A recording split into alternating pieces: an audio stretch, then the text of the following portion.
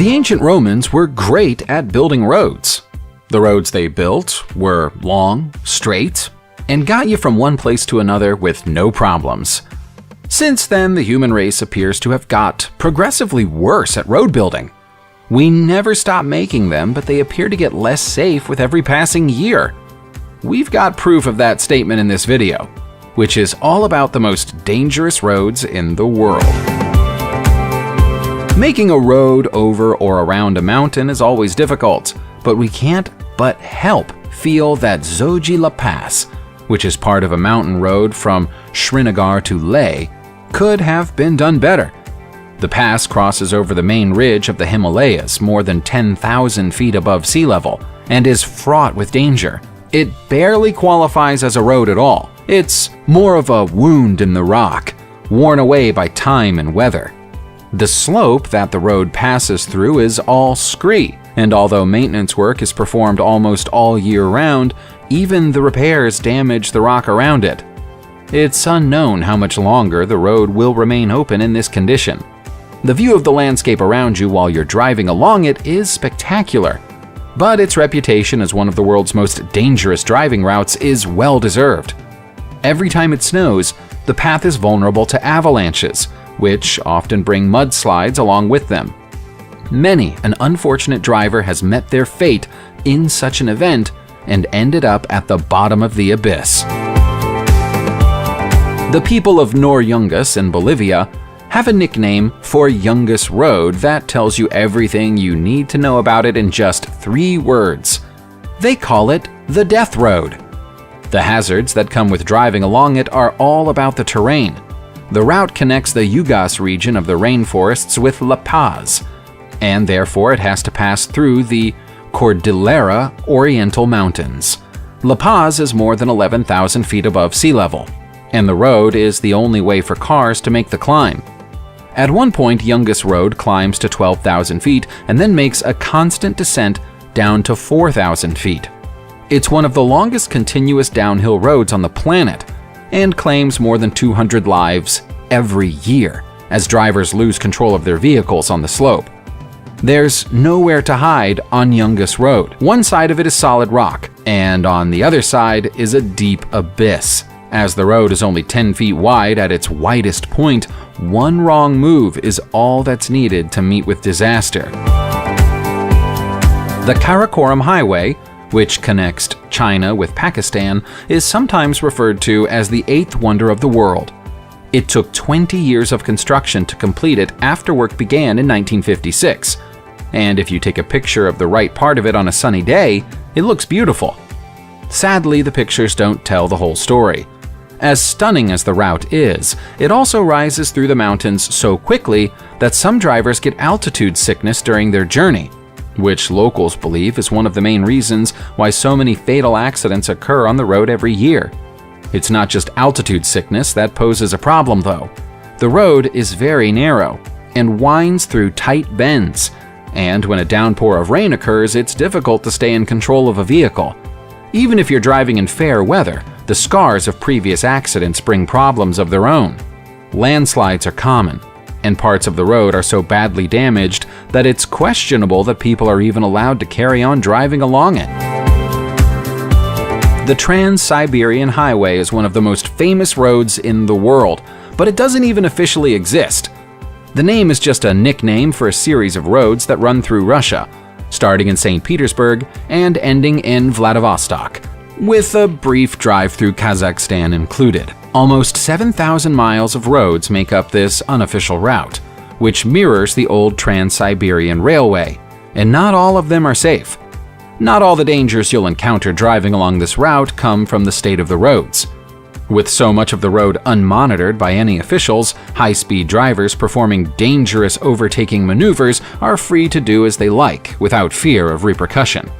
Officials in Russia recommend that anyone driving along the route should install a dash cam so they can defend themselves in the event of a collision. There have even been stories of people deliberately causing crashes along the road so they can submit fraudulent insurance claims. Not everybody escapes from those crashes with their life. The Col de Detorini in France winds through the French Alps. And when we say the word winds, we really mean it. It's not so much a road as an elaborate zigzag pattern, cutting across the fields and between the peaks. Fans of the Monte Carlo Rally may be familiar with it already because the final part of the route down through the gorge is used in the race. It's this part of the road, where drivers descend rapidly from a height of 4,000 feet back down to sea level, which is considered to be the most dangerous. The turns are sharp, and the track is so narrow that it becomes impossible for two cars to pass each other simultaneously. Even experienced drivers and rally professionals suggest reducing your speed down to 20 miles per hour in order to avoid getting into trouble. Some of the hairpin bends have 180-degree angles, and you have no chance of keeping your wheels on the tarmac if you come into them too quickly. Throw in the facts that there are no fences and animals frequently run out in front of you without warning, and it's clear to see that this road can be lethal. While we're in France, we should talk about Les Passages du Gois. This scenic route connects the island of Noirmoutier with the beautiful French town of Beauvoir-sur-Mer. But it has one key strategic weakness. It floods at least twice every day. And while the waters are high, it's undrivable. When the floods do come, they bring waves which are 4 feet high at best, and a terrifying 13 feet high at worst. If you ignore the warning signs and drive out when the tide is due to come in, you can easily find yourself marooned on the road and stuck for hours before you can make it to dry land. And that's only if you're lucky enough to avoid being washed off the road completely. There are rescue towers along the route, but not everyone can be saved from their own ignorance. Sadly, if you drive out at the wrong time of day and you're not within the range of a rescue tower, your life will very much be in danger. Italy's Col del Finestri is another mountain pass. As you may have worked out by now, mountain passes tend to be dangerous. This particular route passes through the Alps and reaches an elevation of over 7,000 feet above sea level. It's considered to be so dangerous that it's closed for most of the year. You can only drive along it between June and September, and even then, you have to drive carefully. The majority of the road is made of gravel and was laid down in the 18th century for military purposes. Why the military of the time decided that this design, with its multiple hairpin turns, was a good idea, we'll never know. The most challenging aspect of driving Col del Finestri is the fact that it's a constant ascent. The gradient is 14%, and it never really deviates from that mark. Chains or snow tires might be required to keep your grip on the road during poor weather, and inexperienced drivers should simply avoid it completely. There's a complete absence of guardrails, and so if you make a mistake, you'll plunge straight off the side of the mountain. The extreme cold of Alaska makes many of its roads hard to drive on, but the James Dalton Highway is the pick of the bunch when it comes to difficulty and danger. Some people say that this is the single loneliest road in the world. It's a 2-lane gravel track that runs for 414 miles through empty land between Fairbanks and Dead Horse. Its main visitors are large trucks heading to and from the oil fields in the north, but even they are few and far between. It's estimated that only around 250 vehicles per year use the highway. If you get in trouble, you're on your own. There are no hotels, no gas stations, and no services of any kind. It would take a rescue vehicle hours to reach you. That means avoiding the enormous potholes is essential, but that's easier said than done when the whole road is built on top of ice, and avalanches come frequently. Every so often, you'll see a cross on the side of the road as you travel. Each one of them is there to mark the memory of someone who tried and failed to make it down the highway. If you took the Ashima Ohashi Bridge out of Japan and put it in the middle of a theme park, it would make for a pretty good roller coaster. The mile-long road connects the cities of Sakiminato and Matsui, but it has to get across Lake Nakumi to do so. That poses a problem because the lake is constantly full of large ships carrying vital goods. That means the bridge has to be tall enough for the ships to pass underneath safely, and so the design is half a mile of steep climbing and then half a mile of rapid descent. The gradient on the Shimane side of the bridge is 6.1%, compared with 5.1% on the other side. This is a real test of any vehicle's ability to cope with climbing. And it's the ultimate nightmare if you stall your engine. Hill starts of any kind are a problem for some drivers. Trying to perform one here while avoiding rolling backward at speed would definitely be enough to get your heart racing. Many of the roads we've seen so far run across or around mountains. The Guolang Tunnel in China runs straight through one, and it was all dug out by hand. The tiny village of Guolang, which has only 350 residents, were tired of being cut off from civilization by the absence of a road connecting them with other population centers, and the government were ignoring their requests for a road to be built. So they decided to take matters into their own hands. The whole tunnel was the work of a mere 13 men, the strongest and most capable inhabitants of the village. It took them 5 years, but in 1977 they finally completed their work, resulting in the mile-long tunnel we see today, which is 16 feet tall and 13 feet wide. Unfortunately, the villagers weren't expert road builders.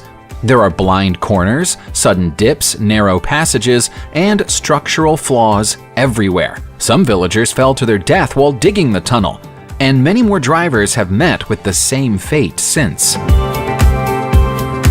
The Norwegian Sea can be treacherous, and the Atlantic Road that crosses it doesn't do much to make it any less of a danger to travelers. This sea crossing twists, bends, rises, and falls, making it challenging and terrifying for all the drivers who find themselves forced to use it. It's 5 miles long, and most of those 5 miles are very wet. When the wind is up, waves rise higher than the surface of the road and crash down upon the structure, which is very bad news for any vehicles which happen to be in the way at the time. There's a reason it's such a strange shape. It was originally conceived as a railroad, but plans changed during the 6 years it took to build it, during which it was struck by no less than 12 hurricanes. There is a reward to be had if you can stomach the sharp turns and avoid the worst of the weather, though. One of the stopping points on the bridge is said to be among the world's best fishing spots. If you visit the Portuguese island of Madeira, you'll find the Estrada Regional 101, a road which is simultaneously stunningly beautiful and stunningly dangerous. Built after the end of the Second World War, it's a cracked and rugged track that contains sharp bends and steep climbs, and it can only be driven in one direction. The waves on one side of the road aren't even the worst of the water hazards. You also have to be conscious of waterfalls coming down from above you. When they do, they often bring rocks along with them. In some places, the road is all but collapsed after suffering landslide after landslide. This part of Madeira is visited by all kinds of weather conditions, and so you might encounter blizzards if you drive along ER 101 at the wrong time of year too. It's best advised that you never try to drive along it in the dark or while it's raining. To be honest, it might be good advice just to avoid ever driving down it at all. The scenery is amazing, but it's not worth risking your life for. Subscribe to the channel, turn on the notification bell, and enjoy watching new videos on my channel. Thanks for watching, and see you soon!